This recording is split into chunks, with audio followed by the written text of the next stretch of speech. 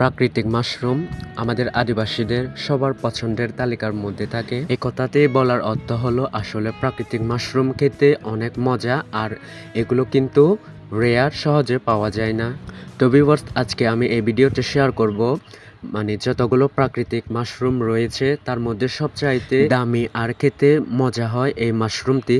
তো এই মাশরুমটি আমরা চাকমা ভাষায় কী বলে এবং আমরা আদিবাসীরা এই মাশরুমটি কিভাবে খাই, তো আমি এই ভিডিওতে শেয়ার করতে যাচ্ছি। শুরুতেই বলেছিলাম প্রাকৃতিক মাশরুমের মধ্যে সবচেয়ে দামি হলো এই মাশরুমটি। আসলে দামি হওয়ার একটাই কারণ হলো এই মাশরুমগুলো আসলে দুর্লভ, সহজে খুঁজে পাওয়া যায় না। অনেকটা দৈবিক কোনো বস্তুর মতো।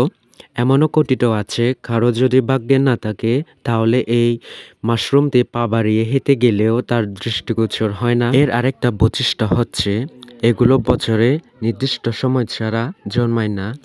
অতুলনীয় স্বাদের সাথে এই মাশরুমের এমন নানা বাস্তব ও অবাস্তব বৈশিষ্ট্য একে আরও বেশি আরাধ্য খাবার হিসেবে প্রতিষ্ঠিত করেছে পাহাড়ে আদিবাসী জাতিগোষ্ঠীগুলোর কাছে, যার কারণে প্রত্যেক বছর এই মাশরুম আকাশচুম্বী দামে কেজি 1000 থেকে 1400 টাকা বাজারে বিক্রি করা হয়।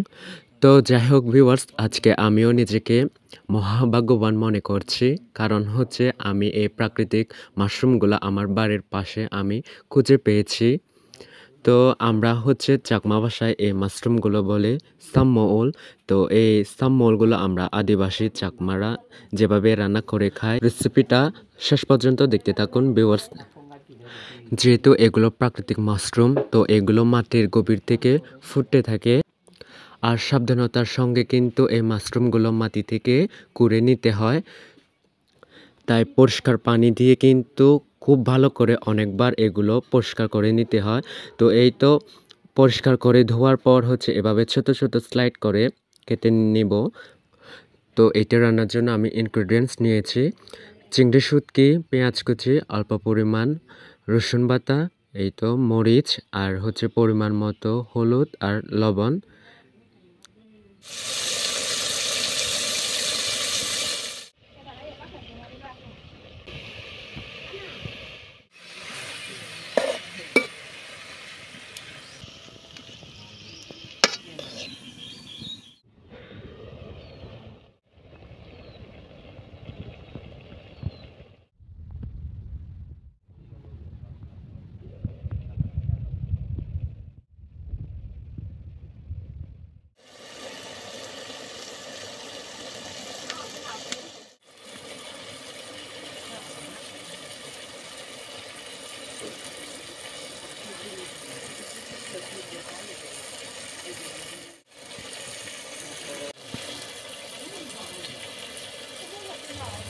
তো এই তো ভিউয়ার্স, ফাইনালি দেখতে দেখতে আমার রান্না তো কমপ্লিট হলো।